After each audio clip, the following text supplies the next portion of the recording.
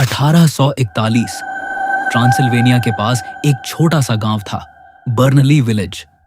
एक ऐसा गांव जहां लोग रात होते ही खिड़कियां बंद कर देते थे और बच्चों को नदी के पास जाने से मना किया जाता था, क्योंकि लोग कहते थे उस पानी में सिर्फ परछाइयां नहीं दिखती। और हर श्राप की तरह इसकी शुरुआत भी मोहब्बत से हुई थी।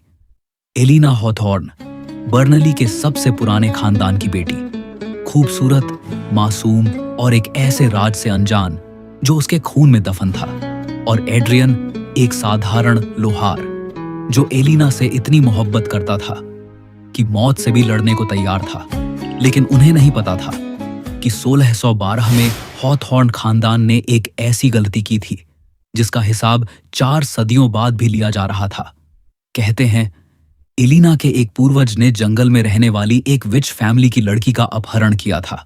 उस लड़की ने दर्द में अपनी जान ले ली और उसकी मां ने हॉथॉर्न खानदान को देखकर सिर्फ एक लाइन कही, इस खून की हर बेटी शादी के बाद मौत को गले लगाएगी। सदियां बीत गईं, पर श्राप कभी खत्म नहीं हुआ। फिर एक शाम एलिना अकेली नदी के पास गई। हवा बिल्कुल खामोश थी। वह पानी में अपना चेहरा देखने झुकी, लेकिन परछाई उसकी नहीं थी।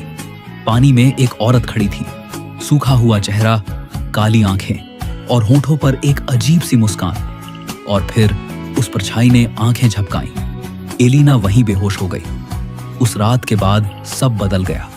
कभी एलिना नींद में किसी अनजान भाषा में बातें करती, कभी रात के अंधेरे में जंगल की तरफ चल पड़ती, जैसे कोई उसे बुला रहा हो। गांव वाले डर गए और जब एड्रियन को श्राप का सच पता चला तो सबने उससे सिर्फ एक बात कही, उसे छोड़ दो वरना तुम भी मर जाओगे। लेकिन मोहब्बत अक्सर चेतावनियां नहीं सुनती। एक तूफानी रात एड्रियन अकेला जंगल में चला गया। उस जंगल में जहां लोग कहते थे समय रुक जाता है। कई घंटों बाद उसे एक पुरानी झोपड़ी मिली। अंदर एक बूढ़ी विच आग के सामने बैठी थी। उसने एड्रियन को देखा और मुस्कुराई। श्राप टूट सकता है, लेकिन उसका अंजाम तुम नियंत्रित नहीं कर पाओगे। एड्रियन ने बिना सोचे जवाब दिया, बस एलिना बच जाए। विच ने उसे एक चांदी का ताबीज दिया और धीरे से कहा, 7वीं रात से पहले सब ठीक लगेगा। एड्रियन घर लौट आया और कुछ हफ्तों बाद एलिना बिल्कुल सामान्य हो गई। दोनों की शादी हो गई। पहले 6 दिन सब परफेक्ट था। हंसी, संगीत, खुशियां, जैसे श्राप सच में खत्म हो गया हो। लेकिन फिर आई 7वीं रात। हॉथॉर्न हवेली में फैमिली डिनर चल रहा था। बाहर तेज बारिश हो रही थी और रात के बीच पूरे घर की रोशनी अचानक बुझ गई। फिर एक औरत के गाने की आवाज सुनाई दी, पतली, ठंडी और इंसानी नहीं। अगली सुबह पूरी फैमिली मरी हुई मिली। डाइनिंग हॉल खून से भरा था।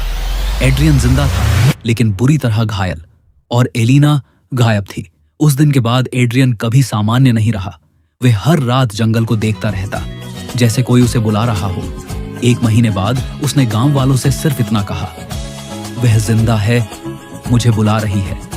और फिर वह अंधेरे जंगल में चला गया और कभी वापस नहीं आया। साल बीत गए। बर्नली विलेज धीरे धीरे खाली हो गया, लेकिन कहानी खत्म नहीं हुई। 1902 में चर्च के नीचे एक लोहे का बॉक्स मिला। उसके अंदर एड्रियन की डायरी, एक सिल्वर कैमरा और एक छोटा सा शीशा था।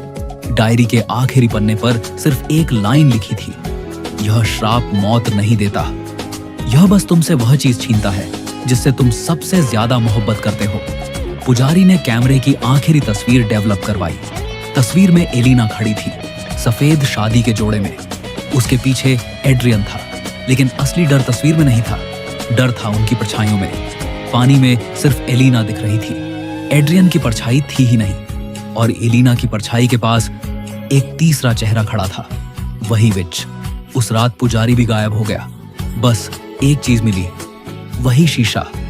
लोग कहते हैं जो भी उस शीशे में देखता है उसे अपनी परछाई नहीं दिखती, सिर्फ बर्नली की वह पुरानी नदी दिखाई देती है और उसके किनारे सफेद कपड़ों में एक औरत।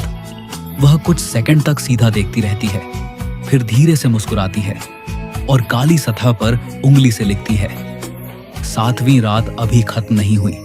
और शायद सबसे डरावनी बात यह नहीं कि एलिना अब भी वहां है, बल्कि यह है कि हर साल कोई ना कोई उस गांव में जाता है और फिर कभी लौट कर नहीं आता।